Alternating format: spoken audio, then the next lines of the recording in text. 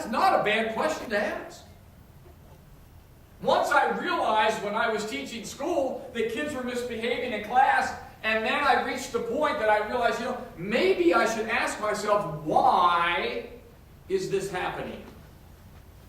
Instead of just reacting to it. Makes a big difference. Because maybe it's because my lesson plan was really lame and the class was boring. Or maybe it's because something tragic happened in Johnny's life before he came to school. But I really mean that questions have answers, and even in the answers, if we would reach the point to move away from where we are in society and actually reach the point to go, you know what, I don't agree with that answer, but I need to find out why they think that way. And then to actually maybe listen and go, oh my gosh, I never thought of it that way. I may still disagree, or if I am willing to let go of some preconceived answers that I was told I must believe because I fit this category, maybe I'll see that the other team has some valid points. Kind of a challenge. Those are questions that make us think. It seems to be okay because I take questions and, Pastor, is it okay because I like putting astrology into my life, and you know what, I know it isn't in the Bible, but I've kind of told God I think it's okay. Do you think that's okay? Well, I could immediately go, it isn't in the Bible, and I could yell at you for the answer. What would I accomplish? Simply guaranteeing that you would stay with your belief and never see the other side. Or when I was a teacher, I would often get, hey, Mr. O, is milk really fitness that you can drink? Well, it'd be nice if it was that easy, but in my case it wouldn't have meant anything because I didn't like milk. But that was a question. The TV said milk was fitness you could drink. It also said if you used Thigh Master, then you would look like Mr. Universe or Miss Universe. Coach, I know tomorrow's Rosh Hashanah. We're not allowed to practice, but we got the big game coming up on Friday. Our practice field's way off the field. No one will ever know we practiced, and man, we'll be ready. We don't have any Jewish kids in our entire school. So it wouldn't matter, would it? How many more questions does the coach get to ask back? Do you really want to live with that? Do you really want to play every game going all the way to the championship knowing that if someone finds out they're going to take them all away just to get one extra game? Do you really want God to know that about your life? Pastor, you don't understand. I like mixing a little of my own religion in. There's all religions out there. I'm going to make my own because it fits me. That's got to be okay, right, Pastor? Questions are good, and I really think that we should spend a lot more time in asking theological ones. But I think we should spend more time in asking sociological ones as well. Instead of accepting the fact that because I am from this side of the tracks and you are from that side of the tracks, that my answers are right and your answers are wrong, the end. And that's where we are in society, folks. And that's where the Christian church is too. We are in that because you live in society and you're doing that, and that's what you do to other people. After all, it was in People magazine. It was in Cosmo. It was in Women's Day. It was on CBS. It was on NBC. And that is my magazine. That is my station. That's what I watch. And those folks are never wrong. And that's where we are in society. So today, the question was, why did God have Jesus born into a poor family? Well, I kind of gave you a heads up a couple of weeks ago when I told you I was going to challenge that.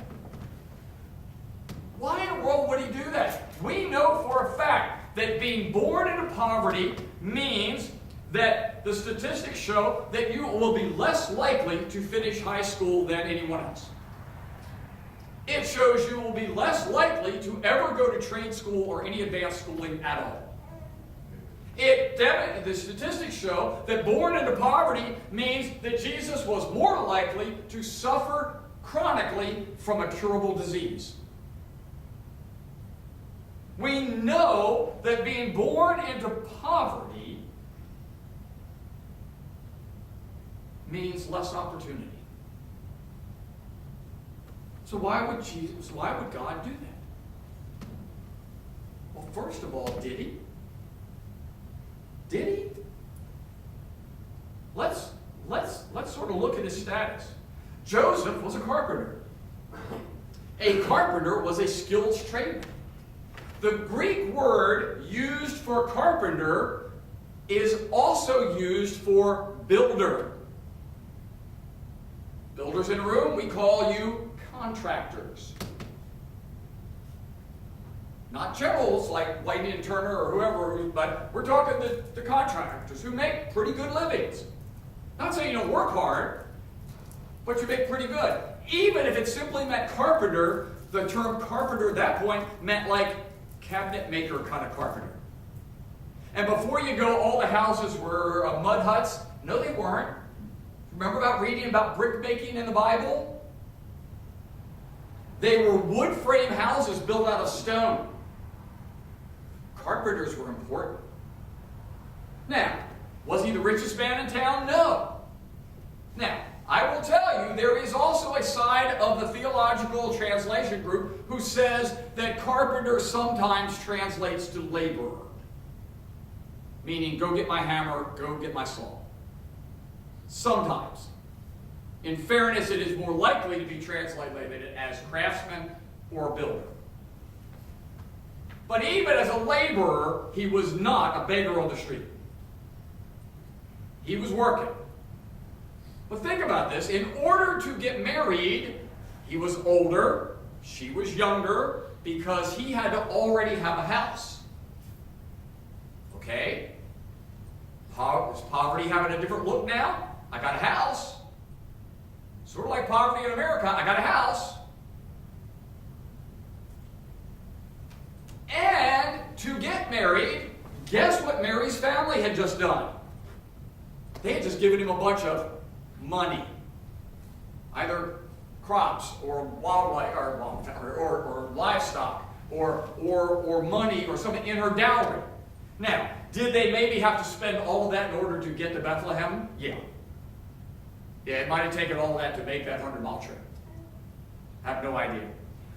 But every indication is that Jesus was born into a family who was going to go back home to a house, have a place to live, have a job, and be able to do things. Why is it then that we have this message that Jesus was born into poverty? Is it because we could only hear the message from one group of people? Because we just want to shut them out? Because I'm telling you, in 2017, I'm betting if the rich brought the message of Christ, that some of you wouldn't even begin to hear it. Because we've decided that it's okay to condemn rich people, but not others. And yet Christ says condemning anyone is an issue.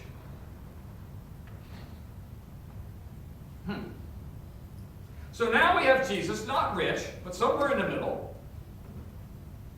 But yet, he was born into a poverty situation. Ever been there?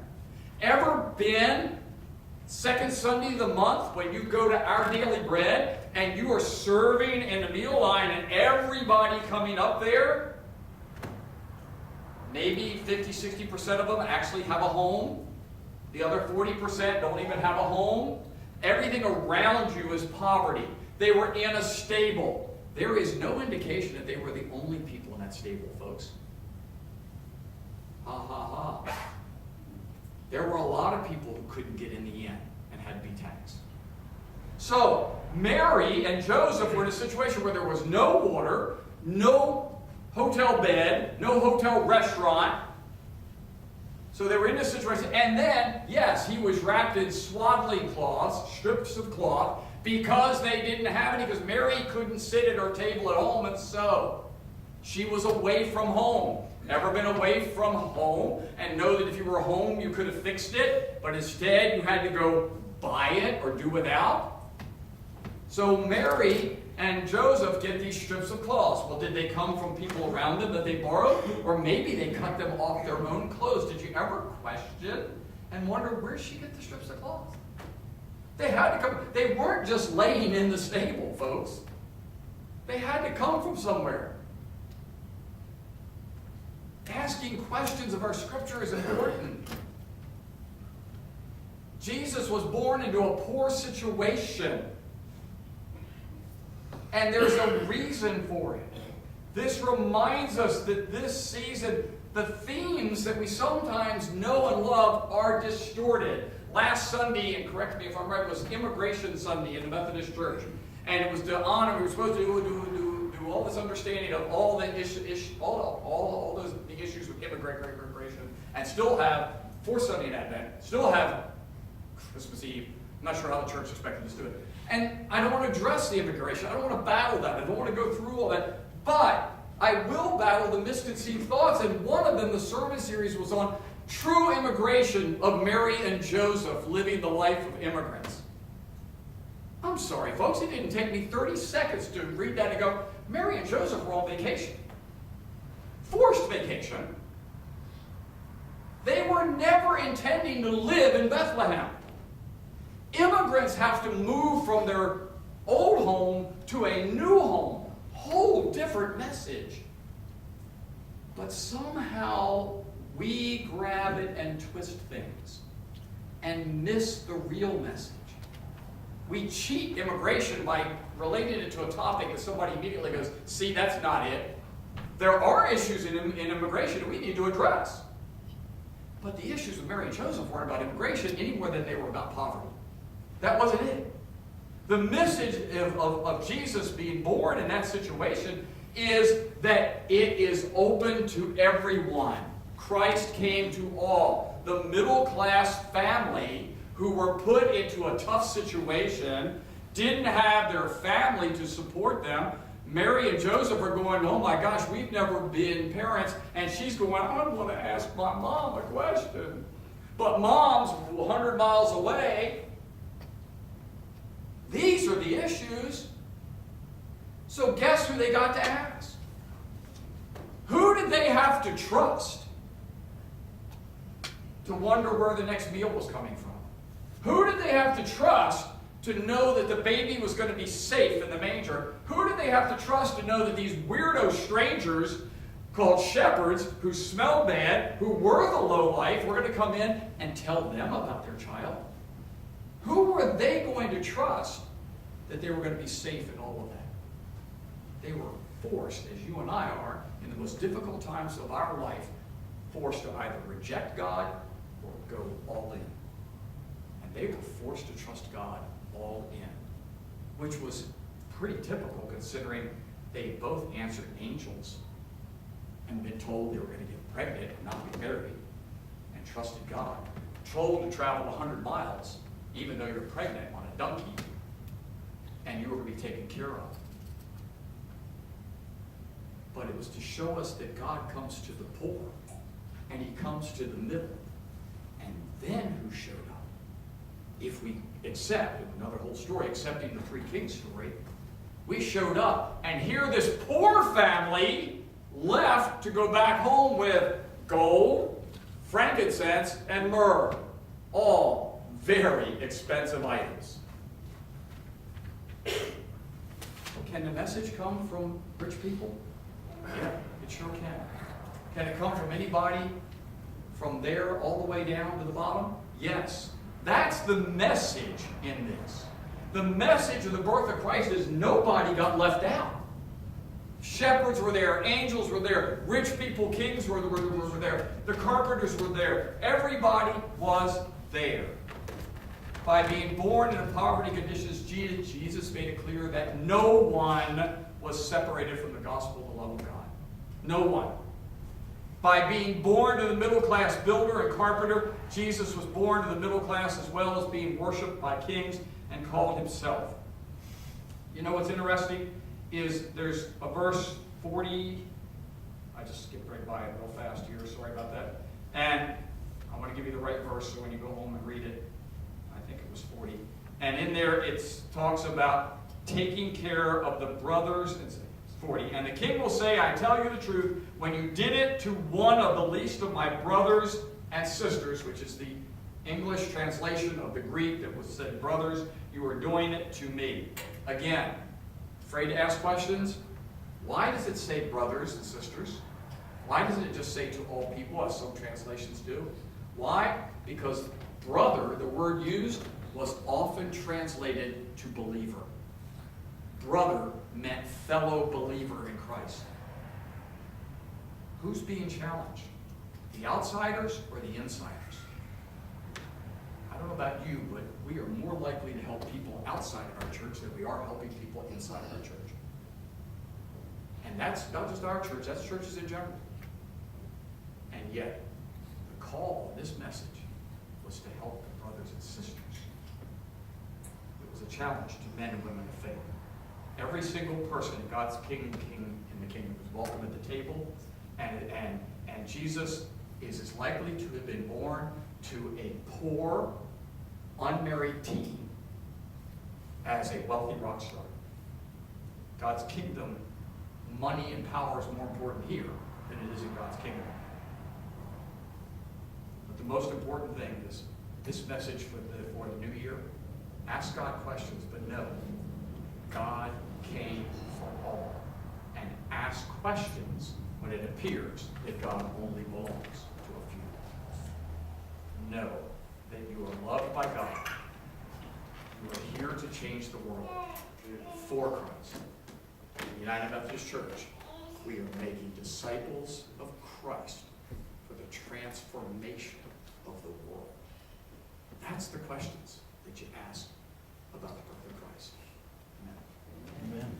As you're able, let's sing together our next song.